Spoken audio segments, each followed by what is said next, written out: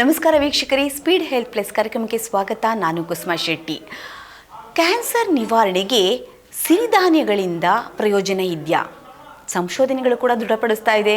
ಇತ್ತೀಚಿನ ವರದಿಗಳು ಕೂಡ ನಮಗೆ ತಿಳಿಸ್ತಾ ಇದೆ. ಹೌದು, ಸಿರಿಧಾನ್ಯಗಳ ಬಳಕೆಯಿಂದ ಕ್ಯಾನ್ಸರ್ನ ನಿವಾರಣೆ ಮಾಡಬಹುದು. ಯಾವಾಗ, ಹೇಗೆ, ಯಾವುದದು ಸಿರಿಧಾನ್ಯ?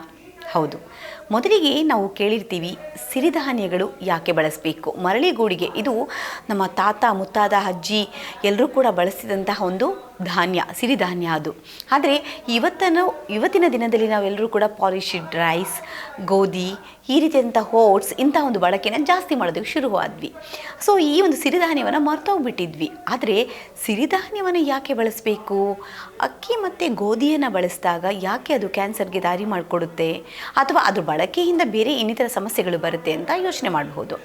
ಸಿರಿಧಾನ್ಯಗಳನ್ನು ಬಳಸಿದಾಗ ಈಗ ನಾವು ನಾರ್ಮಲಿ ರೆಗ್ಯುಲರಾಗಿ ಯೂಸ್ ಮಾಡುವಂಥದ್ದು ರೈಸ್ ಮತ್ತು ವೀಟ್. ಸೊ ಈ ರೈಸಿಂದ ಡೈಲಿ ನಮ್ಮ ಒಂದು ರೂಟೀನ್ ಡಯಟ್ ಅದು ಕಂಪ್ಲೀಟ್ ಆಗಲೇಬೇಕು, ಹಾಗೂ ವೀಟನ್ನು ಯೂಸ್ ಮಾಡಲೇಬೇಕು. ಗೋಧಿಯನ್ನು ಬಳಸಿದ್ರೆ, ಚಪಾತಿಯನ್ನು ತಿಂದರೆ ನಮಗೆ ತೂಕ ಕಡಿಮೆ ಆಗುತ್ತೆ, ಶುಗರ್ ಬರಲ್ಲ, ಇನ್ನಿತರ ಒಂದು ಅಪನಂಬಿಕೆಗಳನ್ನು ನಾವು ಇಟ್ಕೊಂಡಿರ್ತೀವಿ. ಆದರೆ ಇದು ಮಿಥ್ಯ. ಯಾಕಂತಂದರೆ ಸಿರಿಧಾನ್ಯಗಳು ಮಿಲೆಟ್ಸ್ ಅಂತ ಅಂದಾಗ ಸಾಮಾನ್ಯವಾಗಿ ರೈಸ್ ಮತ್ತು ವೀಟಲ್ಲಿರುವಂತಹ ಗ್ಲುಕೋಸ್ ರಕ್ತದಲ್ಲಿ ಬೇಗ ಸೇರಿಕೊಳ್ಳುತ್ತೆ. ಈ ತುಂಬ ಕಾಂಪ್ಲೆಕ್ಸ್ ಕಾರ್ಬೋಹೈಡ್ರೇಟ್ಸ್ನ ನಾವು ಯೂಸ್ ಮಾಡಿದಾಗ ಅದರಲ್ಲಿ ಗ್ಲುಕೋಸ್ ಅಂಶ ರಕ್ತದಲ್ಲಿ ನಿಧಾನವಾಗಿ ಬಿಡುಗಡೆ ಆಗುತ್ತೆ. ಅದೇ ನಾವು ಸರಳವಾದಂತಹ ಪಿಷ್ಟ ಪದಾರ್ಥಗಳನ್ನ, ತುಂಬ ಜಾಸ್ತಿ ಇರುವಂತಹ ಸ್ಟಾರ್ಚ್ ಕಂಟೆಂಟ್ ಇರುವಂತಹ ಪದಾರ್ಥಗಳನ್ನ ಉಪಯೋಗಿಸಿದಾಗ ಅದು ಬ್ಲಡ್ ಅಲ್ಲಿ ಗ್ಲುಕೋಸನ್ನು ಬೇಗ ರಿಲೀಸ್ ಮಾಡುತ್ತೆ. ಸೊ ಇಮಿಡಿಯೇಟ್ ನಿಮಗೆ ರಕ್ತದಲ್ಲಿ ಸಕ್ಕರೆ ಅಂಶ ಜಾಸ್ತಿ ಆಗುತ್ತೆ. ಆ ಒಂದು ಕಾರಣದಿಂದ ನಾವು ರೈಸ್ ಮತ್ತು ವೀಟನ್ನು ಅತಿ ಹೆಚ್ಚಾಗಿ ಬಳಸಬಾರ್ದು. ಯಾರು ಮಧುಮೇಹ ಇರುವಂಥವರು, ರಕ್ತದೊತ್ತಡ ಸಮಸ್ಯೆಯಿಂದ ಬಳಲ್ತಾ ಇರೋರು, ಹಾಗೂ ಮುಂದಿನ ದಿನಗಳಲ್ಲಿ ಸಾಮಾನ್ಯವಾಗಿ ಕಾಣಿಸ್ಕೊಳ್ಳುವಂಥದ್ದು ಅತಿ ತೂಕ, ಅತಿ ಬೊಜ್ಜಿನ ಸಮಸ್ಯೆ, ಇದಕ್ಕೆಲ್ಲ ದಾರಿ ಮಾಡಿಕೊಡುವಂಥದ್ದು ಈ ರೈಸ್ ವೀಟನ್ನು ಬೇಡ ಅಂತ ಹೇಳ್ತಾ ಇದ್ದೀವಿ. ಹಾಗಾದರೆ ಸಿರಿಧಾನ್ಯ ಯೂಸ್ ಮಾಡಿದ್ರೆ ಕ್ಯಾನ್ಸರ್ ಬರಲ್ವಾ? ಹೌದು, ಕಾರಣ ಇಷ್ಟೇ. ಈ ಸಿರಿಧಾನ್ಯಗಳಲ್ಲಿ ಸಾಮಾನ್ಯವಾಗಿ ಫೈಬರ್ ಕಂಟೆಂಟ್, ಖನಿಜಾಂಶಗಳು, ಪ್ರೋಟೀನ್ಸ್ಗಳು ತುಂಬ ಜಾಸ್ತಿ ಇರುತ್ತೆ. ನಾರ್ಮಲಿ ನಾವು ಬಳಸುವಂತಹ ರೈಸ್ ಮತ್ತು ವೀಟ್ ಅದರಲ್ಲಿರುವಂತಹ ಪ್ರೋಟೀನ ಪ್ರಮಾಣಕ್ಕಿಂತ ಅತಿ ಹೆಚ್ಚು ಪ್ರಮಾಣ ಮಿಲೆಟ್ಸಲ್ಲಿ ಇರುತ್ತೆ. ಮತ್ತು ಎರಡನೇದಾಗಿ ನೋಡುವಂಥದ್ದು ತುಂಬ ಜೀರ್ಣಕಾರಿಯಾಗಿ ಸಹಾಯ ಮಾಡುತ್ತೆ. ನೀವು ತಿಂದಂತಹ ಮಿಲೆಟ್ಸ್ ಬೇಗ ಜೀರ್ಣ ಆಗುತ್ತೆ ಯಾವಾಗ ಮಿಲೆಟ್ಸ್ ಜೊತೆಗೆ ನಾವು ಅತಿ ಹೆಚ್ಚಾದ ಪ್ರಮಾಣದಲ್ಲಿ ನೀರನ್ನು ಸೇವನೆ ಮಾಡಿದಾಗ. ಇಷ್ಟೇ ಸರಳವಾದಂತಹ ಸೂತ್ರ. ಏನು ಅಂತಂದರೆ ಮಿಲೆಟ್ಸ್ ತಿಂತೀರಾ, ನೀರು ಜಾಸ್ತಿ ಕುಡೀರಿ ಅಷ್ಟೇ. ಹಾಗೆ ಮಿಲೆಟ್ಸಲ್ಲಿ ನಾವು ಇವತ್ತು ಕ್ಯಾನ್ಸರ್ ನಿವಾರಣೆಗೆ ಯಾವುದೆಲ್ಲ ಮಿಲೆಟ್ಸ್ ಯೂಸ್ ಆಗುತ್ತೆ ಅಂತ ಹೇಳ್ತಾ ಇದ್ದೀನಿ. ಸಾಮಿ ಅಂತ ಕೇಳಿರ್ತೀರಾ. ಅಂದರೆ ಅದಕ್ಕೆ ದೊಡ್ಡವರು ಒಂದು ಮಾತನ್ನು ಹೇಳಿದ್ದಾರೆ, ಸಾಮಿ ತಿಂದವರು ಆಮೆಯಂತೆ ದೀರ್ಘಾಯುಷಿಯಾಗಿ ಬದುಕ್ತಾರೆ ಅಂತ. ಹಾಗಾಗಿ ಆಯುಸನ್ನು ಹೆಚ್ಚು ಮಾಡುವಂಥದ್ದು ಈ ಸಾಮೆ ಎನ್ನುವಂಥ ಸಿರಿಧಾನ್ಯ. ಸಾಮೆಯನ್ನು ಯಾಕೆ ಬಳಸಬೇಕು?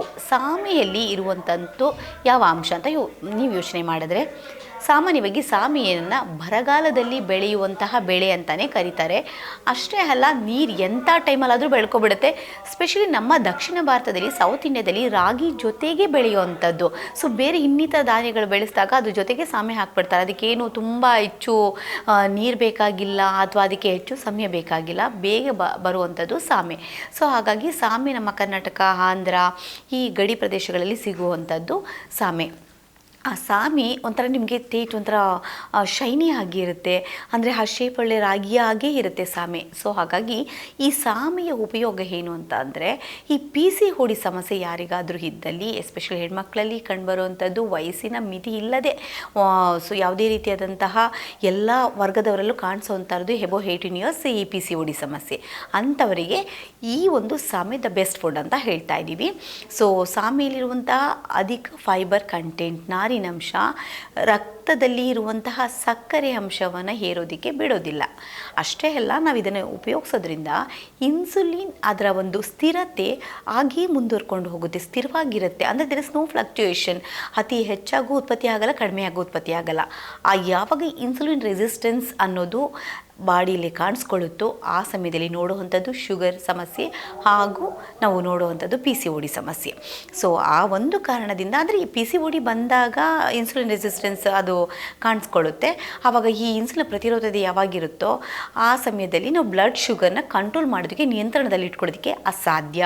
ಸೊ ಹಾಗಾಗಿ ಬ್ಲಡ್ ಶುಗರ್ ಲೆವೆಲ್ ಫ್ಲಕ್ಚುಯೇಷನ್ ಆಗುತ್ತೆ. ಸೊ ಒಂದು ಹೈಪೋಗ್ಲಿಸಮಿಕ್ ಆರ್ ಹೈಪರ್ಗ್ಲಿಸಮಿಯಾ ಅಂತ ಹೇಳ್ತೀವಿ. ಸೊ ಇದೆರಡರ ವ್ಯತ್ಯಾಸವನ್ನು ನಾವು ಸುಧಾರಿಸ್ಕೊಳ್ಬೇಕು ಅಂತಂದರೆ ಸಾಮಿಯನ್ನು ಸೇವನೆ ಮಾಡಬೇಕು. Because of high fibre content and high protein content ಅಂತ ಹೇಳ್ತಾ ಇದ್ದೀವಿ. ಇನ್ಸುಲಿನ ಸ್ಥಿರವಾಗಿ ಉತ್ಪಾದನೆಯನ್ನು ಮಾಡುತ್ತೆ. ಸೊ ಇದಿಷ್ಟು ಸಾಮಿಯ ಬಗ್ಗೆ ಹೇಳಿದ್ವಿ. ಸೊ ಆ ಒಂದು ಕಾರಣದಿಂದ ಸಾಮಿಯನ್ನು ಸೇವನೆ ಮಾಡೋದ್ರಲ್ಲಿ PCOD ಸಮಸ್ಯೆ ಆದಷ್ಟು ಬೇಗ ನಿವಾರಣೆ ಆಗೋದನ್ನು ನಾವು ತುಂಬ ಸಂಶೋಧನೆಗಳು ಕೂಡ ಅದನ್ನು ದೃಢಪಡಿಸಿದೆ ಅಂತ ಹೇಳ್ತಾ ಇದ್ದೀವಿ.